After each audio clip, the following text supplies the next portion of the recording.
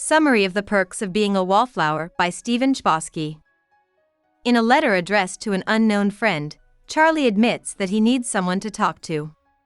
Michael, Charlie's best friend, killed himself at the end of the previous school year. Now that he doesn't have any friends to go to high school with, Charlie feels lonely and scared.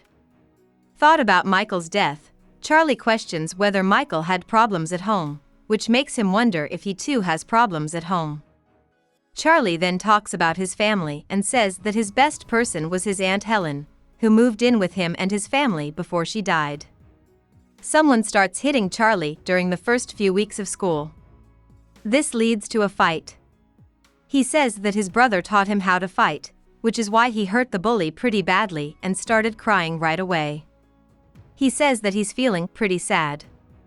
Charlie feels alone at school, but one day in advanced English, his teacher tells him to call him Bill outside of class, says nice things about his writing, and gives him extra books to read. He feels bad for the boys who like his sister, who is a senior at his school, because he says she's mean to them.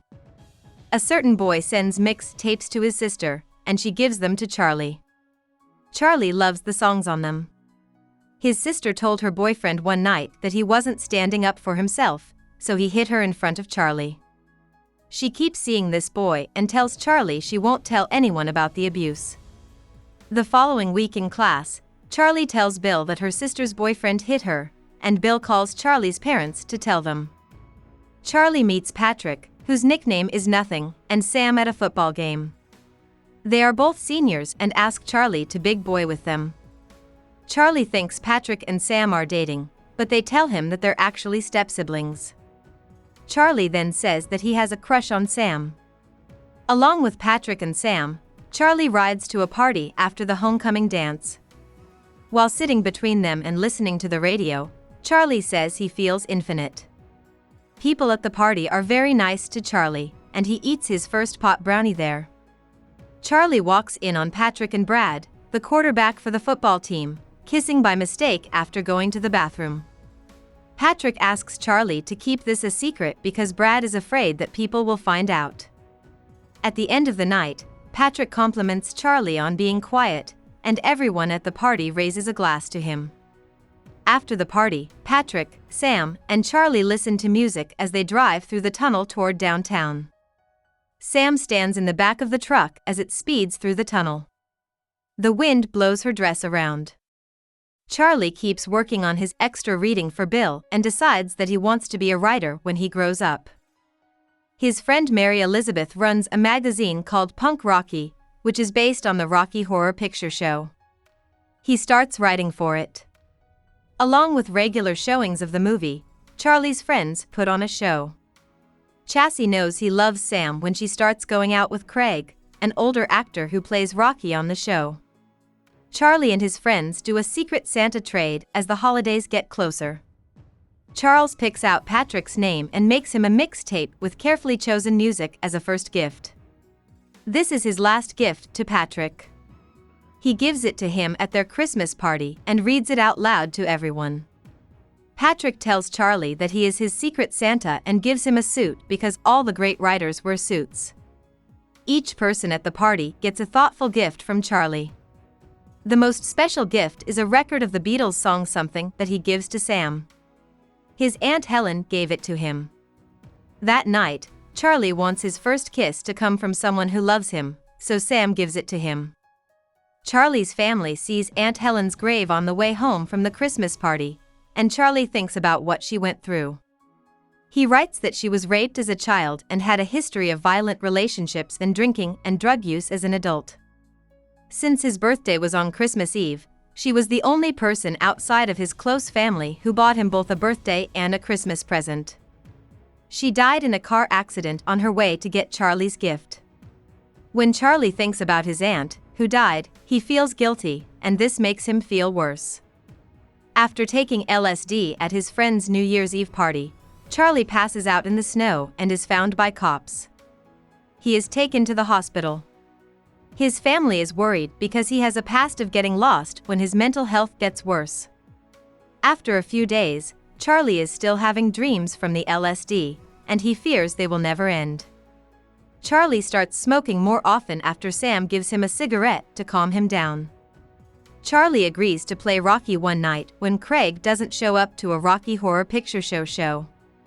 He and Sam, who is playing Janet, touch each other for fun, which makes Charlie very happy. At the end of the show, everyone cheers for him. Charles is asked to go to the Sadie Hawkins dance by Mary Elizabeth afterward. He writes about the dance he went to with Mary Elizabeth. She spoke for the whole time. Charlie comes home from the dance and finds his sister crying in the basement. She tells him she's pregnant and that her boyfriend broke up with her at the dance when she told him. Charlie says he will never tell anyone that secret again and will take her to the clinic next Saturday. As soon as Charlie's sister leaves the clinic, she tells him off for smoking. This makes him laugh, and he makes her feel at ease in the back seat. They tell their parents that they went to McDonald's and a movie when they get home. He and his sister agree not to tell anyone about her abortion, and she tells him she loves him. Once Charlie's parents learn that he is seeing Mary Elizabeth, Charlie's dad talks to him about consent and safe sex. Charlie goes on another date with Mary Elizabeth. They watch a movie from another country and then listen to music at her house. At the end, they kiss, and Mary Elizabeth lets Charlie take off her bra and touch her. Charlie starts to dislike Mary Elizabeth more as their relationship goes on, though. Afterwards, Charlie and his friends play Truth or Dare in an apartment. Patrick challenges Charlie to kiss the prettiest girl in the room on the lips. Charlie doesn't kiss Mary Elizabeth, but he does kiss Sam. Sam and Mary Elizabeth are both mad about this, and Patrick takes Charlie home. Patrick tells Charlie to spend some time away from their friends. Charlie feels very lonely when he is away from his friends, so he starts smoking pot every day. When he's not with his friends, he goes to the mall to get high and watch people. Charlie finds out that Brad's dad caught him with Patrick while he is getting more pot. Brad skipped school for a week because his dad beat him up so badly. When Brad goes back to school, he doesn't talk to Patrick for most of the week until Patrick finally does so during lunch. Brad calls Patrick a faggot, and the two of them fight. Friends from football that Brad has worked together to hurt Patrick. Charlie steps in to defend Patrick and end the fight. Charlie meets up with his friends at the Rocky Horror Picture Show on Friday night. Patrick stops being frank and furtive and sits down with Charlie to watch the show. There is a lot of time spent together, and Patrick smokes a lot and drinks a lot of coffee. Charlie gets home from a night of drinking in the park, and Patrick thanks him for standing up for him in the canteen. He then gives Charlie a kiss. When Patrick says sorry, Charlie tells him it's okay and lets him kiss him again. In the last few weeks of school, Charlie works hard to keep up his good grades, even though he spends a lot of time with Patrick at night. Patrick wants to play frank and furtive one more time at their last Rocky Horror Picture Show before they graduate. Charlie thinks it's his best act ever. Chase's friends go to prom, and he stays home and thinks about how much fun they must be having. The next day, when he goes to see them, Sam breaks up with Craig because she found out he had been cheating on her the whole time. Bill tells Charlie that he is one of the most talented people he has ever met and that Charlie can always count on him as a friend. The next day, Charlie has lunch at Bill's house with Bill and his girlfriend. Charlie gives all of his friends gifts for graduation, but Sam and Patrick get the most important ones. He gives them copies of the books Bill had him read all year, along with a note telling them that they are his two favorite people.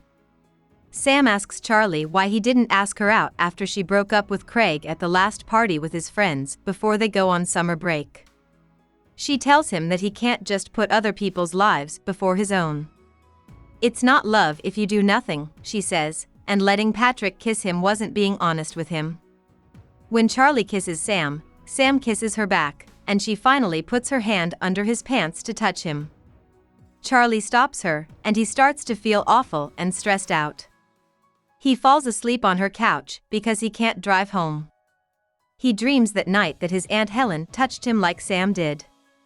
Charlie's mental health gets worse after Sam goes to college, and he starts to wonder if what he dreamed about Aunt Helen is real. Charlie is found by his family naked, not responding, and staring at a blank TV. He is taken to the hospital and stays there for 2 months. Charlie finds out that his Aunt Helen abused him every Saturday as a child while they watched TV in the hospital. Charlie knows that blaming Aunt Helen for what she did to him is pointless because he would then have to blame the people who abused her, and so on. When his brothers come to visit, they talk about Aunt Helen. He says that way of thought wasn't going anywhere and wasn't the point. Charles will be picked up by Sam and Patrick after he gets out of the hospital and driven through the tunnel. Charlie is standing in the back of the truck with the wind in his face while Patrick turns up the radio.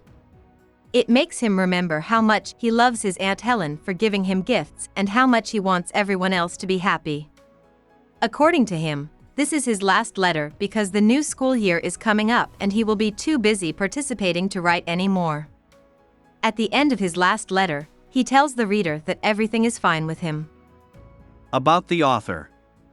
Stephen Chbosky was born in Pennsylvania and grew up in a Catholic family in the suburbs of Pittsburgh until he moved to Los Angeles to study film writing at the University of Southern California. When Chbosky was in his first year of college, he met the famous screenwriter Stewart Stern.